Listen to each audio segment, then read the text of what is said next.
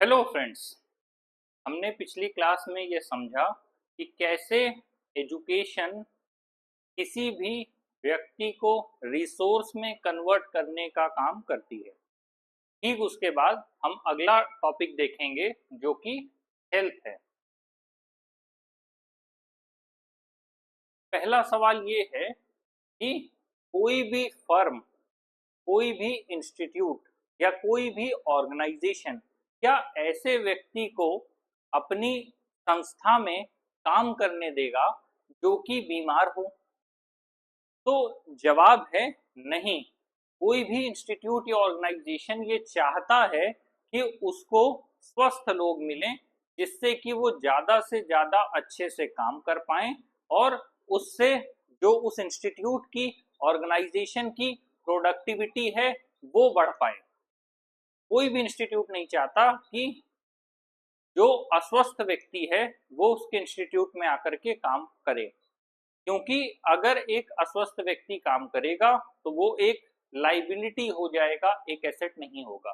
उसे आए दिन छुट्टी चाहिए होगी, उसे आए दिन काम करने में समस्या होगी, वो किसी न किसी समस्या से ग्रस्त होने के वजह से संस्था के जो काम है उसको सही से पूरा नहीं कर पाएगा। तो इस तरह की स्थिति में सीधी सी बात है कि हेल्थ का इम्पोर्टेंस काफी ज्यादा है। इसीलिए यहाँ तक कि अगर आप इंडियन आर्मी में, पुलिस में, आईटीबीपी में, सीआईएसएफ में, सीएपीएफ में या जितनी भी आपकी अदर पैरामिलिट्री फोर्सेस की भर्ती है या फिर जो भी आपकी डिफेंस सर्विसेज हैं, जो भी आपकी पुलिस सर्विसेज हैं, यहाँ पर हेल्थ के पैरामीटर्स मांगे जाते हैं कि जो यहाँ तक कि उस व्यक्ति की हाइट इतनी होनी चाहिए, उसका वेट इतना होना चाहिए और एटलीस्ट कहीं पर भी दौड़ने का जो रनिंग का क्राइटेरिया है वो इतना होना चाहिए। हर जगह एक पैरामीटर्स है। उसकी आंख है, उसकी आंख इतनी स्वस्थ होनी चाहिए, कान बराबर काम करने चाहिए और जो उसकी मस्तिष्क की क्षमता है वो अच्छी होनी चाहिए। तो ये जितने जो क्राइटेरिया है वो इसीलिए लगाए जाते हैं कि एक ऑर्गेनाइजेशन में लोग उम्मीद करते हैं कि सबसे फिट व्यक्ति साथ में आएगा। तो ऐसे में जो हेल्थ है वो सबसे इम्पॉर्टेंट एस्पेक्ट है और अगर कोई व्यक्ति बीमार है तो उसे कोई भी इंस्टीट्यूट लेना पसंद नहीं करेगा, क्योंकि हेल्थ से ही जो प्रोडक्टिविटी है वो मैक्सिमम हो सकती है। क्योंकि जब आप जितना ज़्यादा काम करेंगे उतना ही आपको प्रोडक्टिविटी मिलेगी और प्रोडक्टिविटी तभी मिलेगी जब कोई व्यक्ति स्वस्थ होगा। अगेन, इस हेल्थ को बनाए रखने के लिए समय पर सरकार के द्वारा ऐसे अस्पताल बनाए गए हैं जहां पर जाकर के व्यक्ति लाभान्वित हो सकता है। स्पेशल केयर ट्रीटमेंट के लिए एम्स जैसे हॉस्पिटल्स भी बने हैं जहां पर जाकर के व्यक्ति अपनी स्वास्थ्य संबंधी सुविधाओं का लाभ ले सकता है। इसीलिए जब सोशल सिक्योरिटी की बात की जाती है तो सरकारी नौकरी में इंश्योरेंस की फैसिलिटीज रहती है। Insurance in terms of her जगह पर एक हेल्थ कार्ड इशू होता है, स्टेट एम्प्लॉयज को अलग और सेंट्रल के गवर्नमेंट एम्प्लॉयज को अलग। वो इसीलिए प्रोवाइड किया जाता है कि उनको और उनके फैमिली को एक सोशल सिक्योरिटी और हेल्थ कवर दिया जाता है। और जो लोग प्राइवेट सेक्टर में हैं वो अपने को बीमार होने के समय हेल्थ के लिए कुछ भी जो भी आपकी एडवाइस है वो सीख करने के लिए या किसी भी तरह की हेल्प को सीख करने के लिए इंश्योरेंस करवाते हैं। हम सरकार की अगर बात करें तो हेल्थ केयर के सेक्टर में, चाहे वो आपका प्राइमरी हेल्थ केयर हो या फिर आपके हॉस्पिटल्स हों, लगातार उनकी संख्या बढ़ती जा रही है। यहाँ पर एक डेटा दिया हुआ है जो 2014 से लेकर के 21 के बीच का है। चाहे वो आपका प्राइमरी हेल्थ केयर प्रोवाइडर हो, आपकी डिस्पेंसरीज हो, कहीं पे भी आपके जो भी नर्सिंग हैं जिसे हम आशा बहन जी भी कहते हैं। तो कहने का मतलब है कि ग्रामीण क्षेत्र में भी अस्पताल खोले जाते हैं, जिले के स्तर पर, तहसील के स्तर पर, और जो भी आपका जो भी जिला है हर जिले में एक सरकारी अस्पताल जरूर होगा। और जिला अगर बड़ा है तो एक से ज्यादा भी अस्पताल हो सकते हैं। कैंसर यूनिट्स और वार्ड्स अलग होते हैं। तो ये फैसिलिटी इसीलिए दी जाती है कि पहले तो हम ये उम्मीद करते हैं कि लोग अपने खान पान का ध्यान रखें, स्वास्थ्य अच्छा रखें, और अगर वो बीमार होते हैं तो उसके लिए मेडिकल फैसिलिटीज अवेलेबल रहती हैं। अभी भी भारत में ऐसी काफी जगहें हैं जहां पर बेसिक फैसिलिटीज भी नहीं पहुंच पाई हैं। जब हम रूरल सेक्टर की बात करते हैं तो रूरल सेक्टर में आज भी कई जगह ऐसी हैं कि अगर किसी व्यक्ति को किसी आपात स्थिति की जरूरत है, कोई भी मेडिकल इमरजेंसी है, तो उस व्यक्ति को शहर तक पहुंचने में ही, मान लीजिए उसके घर से 100 किलोमीटर दूर शहर है जहां पर थोड़ा ठीक ठाक अस्पताल है या बड़ा अस्पताल है, तो उस व्यक्ति को जख्मी स्थिति में, मान लीजिए उसके सिर से खून बह रहा है, हाथ से खून बह रहा है, तो उसे, क्योंकि वहां इलाज नहीं करा सकते, उसे वहां से लेकर के शहर लाया जाता है। अब आप इमेजिन कर सकते हैं कि कोई पर्सन जिसकी ब्लीडिंग हो रही हो और उसे 100 किलोमीटर आप गाड़ी में लेकर के ट्रेवल करें और अमूमन एम्बुलेंस की फैसिलिटीज नहीं होती है, तो ऐसे में क्या किया जा सकता है। इसीलिए कभी कभी रैपिड ट्रांजिट सर्विसेज भी काम आती हैं। इसीलिए जगह जगह पर इंटरसिटी ट्रेन भी चलाई जाती हैं कि एक जगह से दूसरी जगह जोड़ने के लिए। लेकिन सारा जितना भी सिस्टम है वो ट्रांसपोर्ट पर निर्भर करता है। किसी भी आपात स्थिति में कितना भी तीव्र ट्रांसपोर्ट हो, तो अगर 100 किलोमीटर की दूरी ट्रेवल करना है, एटलीस्ट 3 घंटे का समय जाएगा, और वो भी तब जब पेशेंट की कंडीशन क्रिटिकल हो, जहां हर मिनट हर सेकंड मायने रखता हो, क्योंकि ये किसी के जीवन और मौत के बीच का सवाल होगा। तो ऐसी स्थिति में हम क्या कर सकते हैं ये देखना होगा। अगेन, अभी भी देश के ऐसे बहुत से हिस्से हैं जहां तक शिक्षा नहीं पहुंच पाई, जहां तक स्वास्थ्य सुविधाएं नहीं पहुंच पाई, और वहां तक सुविधाएं पहुंचाने में काफी समय लगेगा। इसीलिए सरकार ये प्रयास करती है कि हर जगह फैसिलिटीज हो, लेकिन अभी भी नहीं है। यहाँ तक कि जो कि 542 मेडिकल कॉलेजेस हैं देश में और 313 डेंटल कॉलेजेस हैं, और जितने भी मेडिकल कॉलेजेस हैं उनमें से जो मैक्सिमम मेडिकल कॉलेज है वो है आंध्र प्रदेश, कर्नाटका, महाराष्ट्र और तमिलनाडु में, मतलब साउथ इंडिया में। ऐसे में इसीलिए कहीं ना कहीं इस बात की भी जरूरत है कि एनसीईआरटी के टेक्स्ट बुक्स में इस बात को ऐड किया जाए कि किसी व्यक्ति को बेसिक हेल्थ केयर कैसे दी जानी चाहिए, या बेसिक जो भी आपका फर्स्ट एड है वो कैसे दिया जाना चाहिए। मान लीजिए कोई व्यक्ति गिर गया और उसके खून बह रहा है, तो नॉर्मल ये पता होना चाहिए एक व्यक्ति को कि पहले उसे डिटॉल से धोना है, कि पानी से धोना है, कि बेटाडीन लगाना है, या इमरजेंसी में पट्टी बांधना है। किसी को हैवी ब्लीडिंग हो रही है, ब्लड लॉस हो रहा है, तो उस ब्लड को कंट्रोल कैसे करना है। किसी को कोई इश्यू है तो सीपीआर कैसे देना है। कुछ चीजें होनी चाहिए जो अभी तक हमारे पास नहीं है। सारी चीजें हम सरकार से नहीं उम्मीद कर सकते। हमें एज अ सिटीजन वो चीजें हमारे एजुकेशन सिस्टम में प्रोवाइड करनी चाहिए जो हमारी लाइफ को बेटर बनाने के काम आती हैं। Again, over the period of time जब भी एजुकेशन सेक्टर में रिफॉर्म होगा तो ये चीजें आएंगी, लेकिन जो मेडिकल कॉलेजेस हैं उनकी संख्या कम होने की वजह से, हॉस्पिटल्स की संख्या कम होने की वजह से बहुत मुश्किल होता है कि हर व्यक्ति तक प्रॉपर स्वास्थ्य सुविधाएं पहुंच पाए। हमने एजुकेशन देख लिया, स्किल्स सेक्टर देख लिया, हेल्थ देख लिया, अब हम देख रहे हैं अनएम्प्लॉयमेंट एज अ रिसोर्स। ठीक है, अनएम्प्लॉयमेंट का सिंपल सा मतलब है कि आपकी उम्र है काम करने की, आप काम करना चाह रहे हैं और आपको काम नहीं मिल रहा है, तो उसे हम सिंपल लैंग्वेज में अनएम्प्लॉयमेंट कहते हैं। अब यहाँ पर हम देखेंगे कि शकल की जो मदर है शीला, वो क्या करती हैं, हमने पहले भी पढ़ा था। शकल के फादर और मदर हैं, मदर डोमेस्टिक वर्क संभालती हैं और जो फादर हैं वो एग्रीकल्चर रिलेटेड वर्क्स करते हैं, ये हमने पहले भी पढ़ा था। अब ऐसे में शीला जो उनकी मदर हैं वो बच्चों को भी संभालने का काम करती हैं, साथ ही जो भी हस्बैंड का वर्क होता है वो भी पूरा करती हैं, जिनका नाम बूटा है। शकल के भाई बहन हैं जीतू, सीतू, मतलब जीतू उसका भाई है और उसकी सिस्टर सीतू है, जो कि अपना पूरा का पूरा समय जीतू और सीतू खेलने में बिताते हैं। ऑब्वियस सी बात है क्योंकि वो छोटे हैं तो अपना समय ऐसे ही बिताएंगे।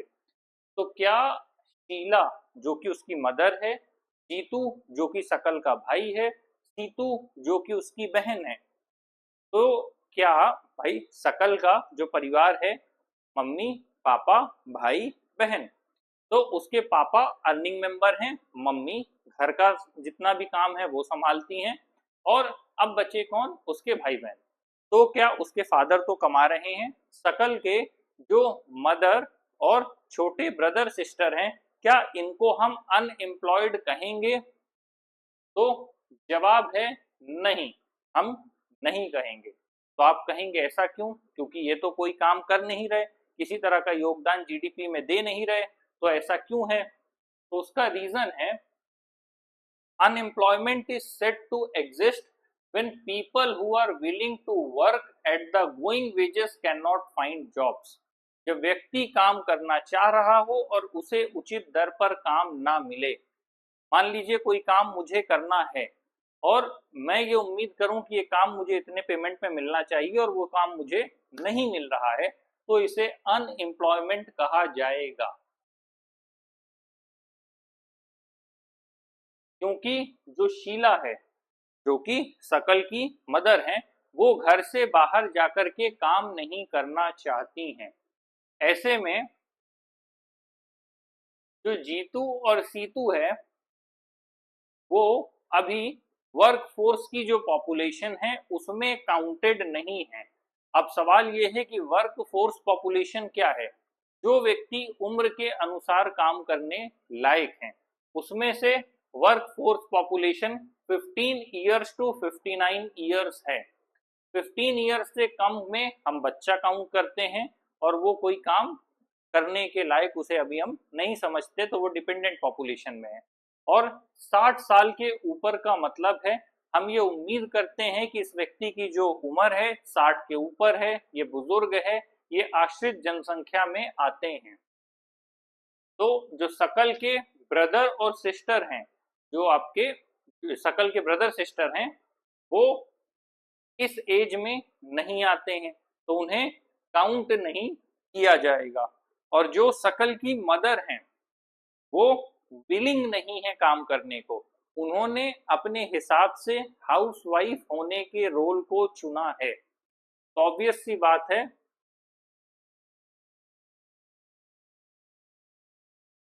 कि उनको हम अनएम्प्लॉयड नहीं कह सकते हैं। जब हम इंडिया की बात कर रहे हैं, ये तो हमने शकल के कंटेक्स्ट में देखा, अब जब हम इंडिया की बात कर रहे हैं तो हम रूरल और अर्बन एरियाज में अनएम्प्लॉयमेंट की बात करेंगे और उसको देख के समझने का प्रयास करेंगे। जब रूरल एरियाज की बात करते हैं तो उसे हम सीजनल अनएम्प्लॉयमेंट कहते हैं, और जब हम अर्बन एरिया की बात करते हैं तो वो मोस्टली एजुकेटेड अनएम्प्लॉयमेंट होता है। मतलब रूरल एरिया में सीजनल और डिस्गाइज्ड अनएम्प्लॉयमेंट होता है, जबकि अर्बन एरिया में मोस्टली एजुकेटेड अनएम्प्लॉयमेंट होता है, जिसकी बात अभी हमने पिछले क्लास में की थी कि जब हमने इनपुट तो डाला लेकिन आउटपुट हमको नहीं मिला। जैसे जो एग्जाम्पल मैंने बताया था कि एक व्यक्ति जिसने बीए किया, एमए किया, पीएचडी किया, लेकिन उसके बाद भी उसे किसी भी तरह का रोजगार नहीं मिला, तो ऐसी स्थिति में वो क्या था, वो अर्बन अनएम्प्लॉयमेंट में आएगा, जिसे हम एजुकेटेड अनएम्प्लॉयमेंट कहते हैं। अगेन सीजनल एम्प्लॉयमेंट हम तब कहते हैं जब कोई व्यक्ति साल के कुछ एक महीनों में ही एम्प्लॉयड रहता है, उसके पास काम रहता है और उसके बाद की अवधि में वो बेरोजगार की स्थिति में रहता है। एग्जाम्पल, अगर एग्रीकल्चर रिलेटेड वर्क कोई व्यक्ति कर रहा है तो जब किसी फसल की बुआई का, कटाई का, बाकी सब का समय है, तो वो व्यक्ति एकदम व्यस्त अवस्था में है, उसके पास ढेर सारा काम है करने के लिए। लेकिन जब कोई व्यक्ति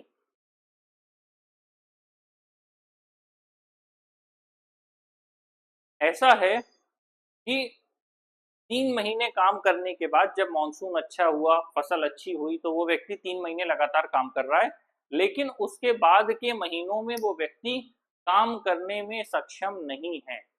वो किसी भी काम, उसके पास करने के लिए कोई काम ही नहीं है।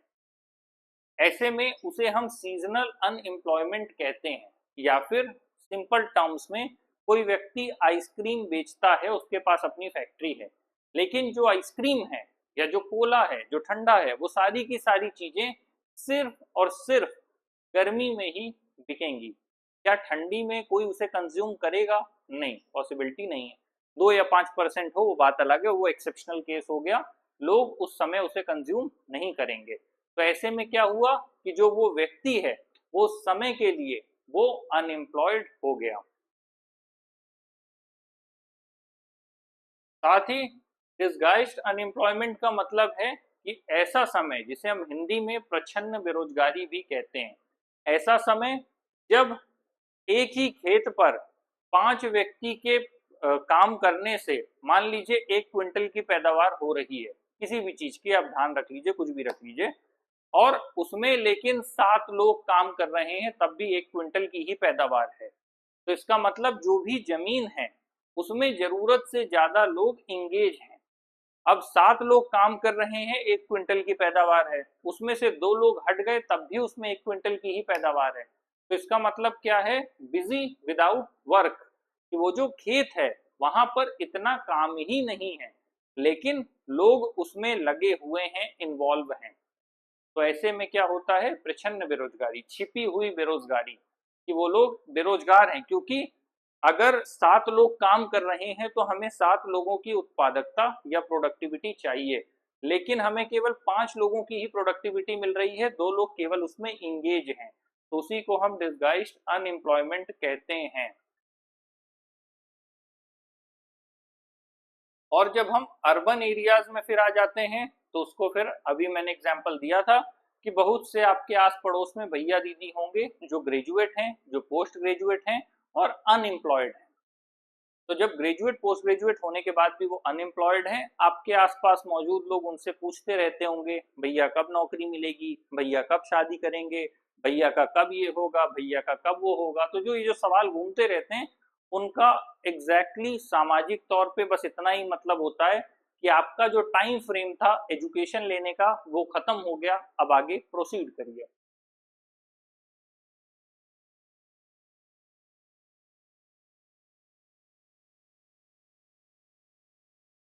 अगेन, जब भी हम बात करते हैं एम्प्लॉयमेंट की, तो हम ये उम्मीद करते हैं कि at least some amount of technical knowledge किसी पर्सन को होगा, जिससे वो किसी काम को अच्छे से लीड कर सके। तभी पॉसिबिलिटी है कि प्रोडक्टिविटी बढ़ेगी। और उसके अलावा बहुत सी जगहें इसलिए भी खाली रह जाती हैं कि जिस तरह की जो टेक्निकल स्किल्स की जरूरत थी, उस व्यक्ति के पास वो टेक्निकल स्किल्स नहीं थी। और अगर ऐसी स्थिति होती है, अनएम्प्लॉयमेंट क्यों प्रॉब्लम है? अनएम्प्लॉयमेंट प्रॉब्लम है क्योंकि इसकी वजह से जो लोग देश के एसेट होने चाहिए थे, वो लाइबिलिटी में कन्वर्ट हो जाते हैं। जिसे एसेट होना था वो लाइबिलिटी में कन्वर्ट हो जाता है।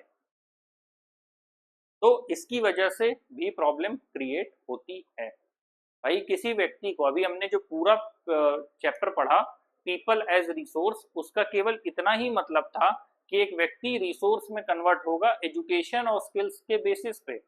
जब हमने एक व्यक्ति को एजुकेशन दे दिया फिर भी वो कन्वर्ट नहीं हो पाया, तो इसको हम क्या कहेंगे? ये कहीं ना कहीं फेलियर है एक तरह का, क्योंकि हमने एज अ नेशन उस व्यक्ति को एक एसेट सोचा था, लेकिन अब वो लाइबिलिटी बन के रह गया है। साथ ही ये जो पढ़े लिखे लोगों में अनएम्प्लॉयमेंट है, अगर हम अनएम्प्लॉयमेंट रेट की बात करें इंडिया में, तो वो काफी कम है। लेकिन इसके विपरीत बहुत से ऐसे लोग हैं जो मजबूरी की स्थिति में ऐसे काम कर रहे हैं जो काम करना उन्हें पसंद नहीं है। तो ऐसे में क्या होता है कि जो हमारी क्रिएटिविटी है वो मरने लगती है, जो भी हम बेस्ट दे सकते हैं वो हम बेस्ट नहीं दे पाते हैं। तो अगेन साथ ही बहुत से लोग मजबूर हैं जो उनके स्किल्स हैं उस स्किल्स से कम में लो वेजेस में काम करने के लिए। तो जब आपको बहुत कम में काम करना पड़ता है और आपकी जो स्किल सेट है वो ज्यादा है, तो वो कहीं ना कहीं से एक व्यक्ति के अंदर खिन्नता पैदा करता है और वो जो क्रिएटिविटी है उसको कम करता चला जाता है। तो जो भी ऐसी स्थिति है वो देश के लिए हानिकारक है। तो अनएम्प्लॉयमेंट तो है ही है, अनएम्प्लॉयमेंट के बाद ये परिस्थितियां भी हैं जिससे समस्या पैदा हो रही है। साथ में जब एक एजुकेटेड व्यक्ति अनएम्प्लॉयड होता है तो जो उसके मन में जो होपलेसनेस की फीलिंग है वो कहीं ना कहीं उसे डिप्रेशन की तरफ लेकर के जाती है। और देश का यूथ अगर खराब हो जाएगा तो पॉसिबिलिटी ही नहीं है कि देश में किसी तरह का बदलाव आएगा। इसीलिए सबसे ज्यादा जरूरी है कि देश के जो युवा हैं उनकी क्वालिटेटिव लाइफ में बदलाव आए। और इसकी वजह से लगातार लोगों में एक विड्रॉल सिम्टम, जब ये परिस्थितियां पैदा होती हैं कि एक पढ़ा लिखा व्यक्ति अनएम्प्लॉयड रह जाता है तो लोग स्कूल सिस्टम पे भरोसा खोने लगते हैं, स्कूल से अपने बच्चों का विड्रॉल करते हैं, लड़कियों को पढ़ने नहीं भेजते हैं। उनको लगता है कि इसको इसको पढ़ा लिखा के हम क्या करेंगे, अगर ये पढ़ लिख करके भी बेरोजगार रह जाएगी तो इससे अच्छा जो पैसा हम इसकी पढ़ाई पर लगाएंगे उसकी बदौलत हम इसकी शादी कर देंगे। और जब शादी हो जाएगी तो हो गया, कोई दूसरा व्यक्ति इसकी जिम्मेदारी लेगा, जिसने पढ़ा होगा नौकरी पाई होगी उसकी, उससे हम इसकी शादी कर देंगे। तो लड़की को पढ़ाने की जरूरत ही नहीं। तो जब भी अगर पढ़ा लिखा व्यक्ति अनएम्प्लॉयड सोसाइटी में रह जाता है तो इसका एक बहुत लंबा नेगेटिव इम्पैक्ट पड़ता है कि लोग पढ़ाई से विड्रॉल करने लगते हैं।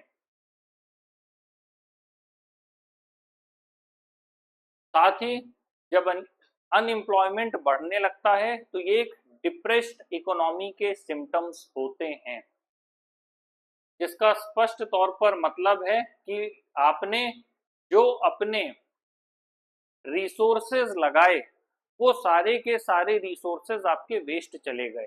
किसी एक व्यक्ति को एजुकेशन प्रोवाइड करने के लिए जो भी आपने संसाधन लगाए वो सब बर्बाद चले गए। अगर एक व्यक्ति किसी अच्छे सरकारी स्कूल में पढ़ा और जो भी उसने पढ़ाई की, मान लीजिए कोई केवी जैसे स्कूल में 12 साल पढ़ा और फिर किसी सरकारी अच्छे विश्वविद्यालय में गया जो सरकारी था, जहां पर उसने अगले 10 साल पढ़ाई की, 22 साल किसी आदमी ने सरकारी विद्यालयों में पढ़ाई की और अंत में उसका रिजल्ट क्या चला गया, जीरो। तो अगर उसका रिजल्ट जीरो जाता है तो ये सरकारी जो संसाधन है उनका बुरी तरह से दुरुपयोग हुआ और एक तरह से ह्रास हुआ, मतलब नेगेटिव एस्पेक्ट में गया ये चीज। साथ ही काम मिलने से ज्यादा अपने मन का काम मिलना और ज्यादा जरूरी होता है। तो अपने मन के काम से मतलब ये है कि जो गरीब व्यक्ति है वो ये अफोर्ड नहीं कर सकता कि चलो आज बारिश हो रही है काम पर नहीं जाते, आज बैठ कर के चाय और पकौड़ी खाया जाएगा, ऐसा नहीं होता। तो आप शांति से नहीं बैठ पाते, क्यों? क्योंकि आपको जाना है, आपकी सिचुएशन खराब है, आपको अगले दिन के लिए कुछ पैसा कमा के लाना है जिससे कि आपका घर चल सके, 200 300 500 जो भी आपकी डेली की इनकम है। और कई बार सबसे तकलीफदेह स्थिति वहां होती है जहां व्यक्ति दिन में 12 14 16 घंटे काम करता है और जीवन के अंत में वो उन चीजों को भी इकट्ठा नहीं कर पाता है जो चीजें उसके जीवन के लिए जरूरी होती हैं। मतलब एक व्यक्ति दिन भर काम करने के बाद भी अपने लिए आटा रोटी दाल तेल इन चीजों की व्यवस्था ना कर पाए तो फिर ये एक तकलीफदेह स्थिति ही है जिससे किसी भी इंसान को दुख मिलता है।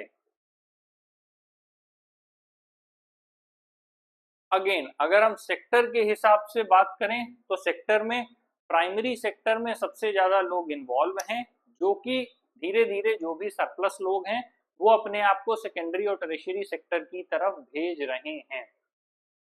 साथ ही धीरे धीरे स्मॉल स्केल की जो मैन्युफैक्चरिंग इंडस्ट्रीज हैं उनको भी खोला जा रहा है और लोग धीरे धीरे सेल्फ एम्प्लॉयमेंट की तरफ बढ़ रहे हैं, जिससे कि अपना जो प्रोडक्शन है वो बढ़ाया जा सके।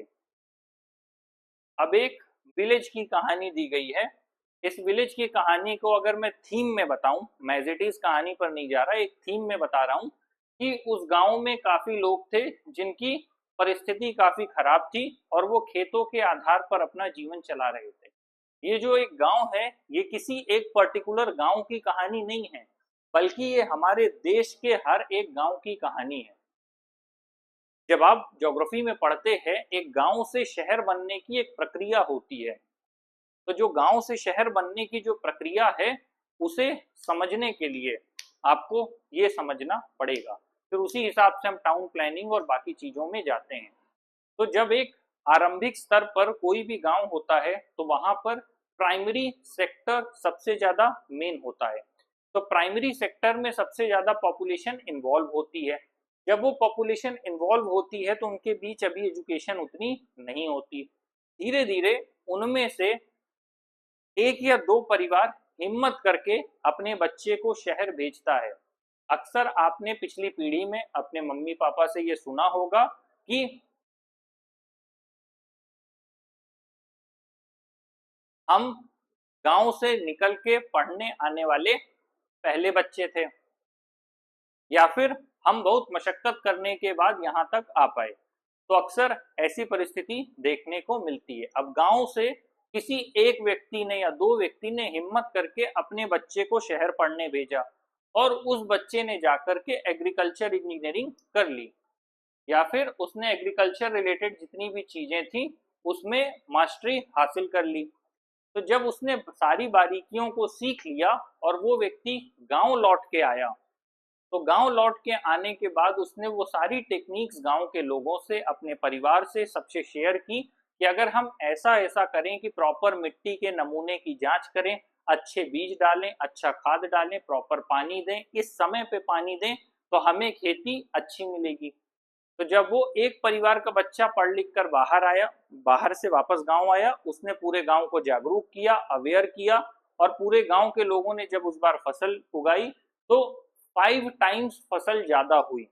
मान लीजिए हर साल अगर 1 क्विंटल फसल होती थी तो इस बार पूरे गांव के पास 5 क्विंटल फसल हो गई। तो जब सीधे ये बढ़ोतरी देखने को मिली लोगों को, तो उसकी वजह से लोगों को ये समझ में आया कि इंपॉर्टेंस ऑफ एजुकेशन क्या है।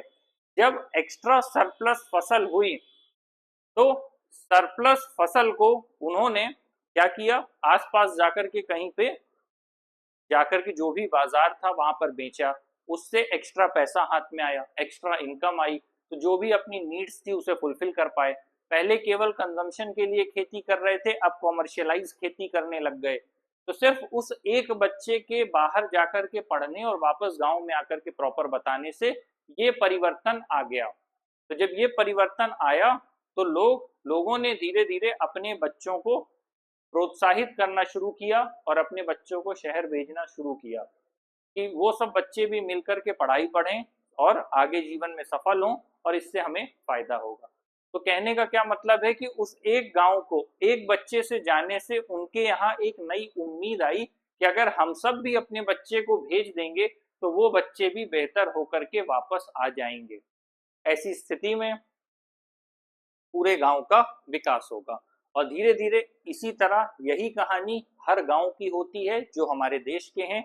वहां कोई एक हिम्मत करके बाहर जाता है, फिर धीरे धीरे लोग बाहर जाते हैं, बाहर रह के पढ़ाई करते हैं, बाहर रह के काम करते हैं, और जब वो बाहर से लौटते हैं तो गांव में पैसा आता है और फिर उसकी वजह से उस ग्रामीण क्षेत्र का विकास होता है। तो ये एक प्रक्रिया है जिसे होने में 10 साल, 20 साल, 30 साल, 50 साल, 100 साल का भी समय लगता है। हम जब देश की बात करते हैं तो एक है जो मेन स्ट्रीम मीडिया है, जहां पर मेन कंट्री है, जहां पर सारी चीजें हो रही हैं, और एक दूसरा वर्ग है जो आज भी अपनी बेसिक स्थिति को सुधारने के लिए, अपने जीवन के आधारभूत जो भी जरूरतें हैं उनको पूरी करने के लिए संघर्ष कर रहा है। ये हमारे देश के दो हिस्से हैं जो एक साथ एग्जिस्ट करते हैं। जब यहाँ रहने वाले लोग, मेन स्ट्रीम में रहने वाले लोग ये तय कर लेते हैं कि जो लोग पीछे रह गए हैं उनको खींच करके मेन स्ट्रीम पे हम वापस ले आएंगे तो देश का विकास और उत्थान स्वयं ही होने लगता है। तो आज की क्लास हम यहीं क्लोज करते हैं। अब तक हमने पढ़ा एजुकेशन क्या है, हेल्थ क्या है, एम्प्लॉयमेंट क्या है, कैसे हम एक व्यक्ति को पढ़ाएं लिखाएं बेहतर बनाएं कि वो एक रिसोर्स में कन्वर्ट हो और हमारे देश के लिए ज़्यादा से ज़्यादा उपयोगी बन सके। Thank you very much.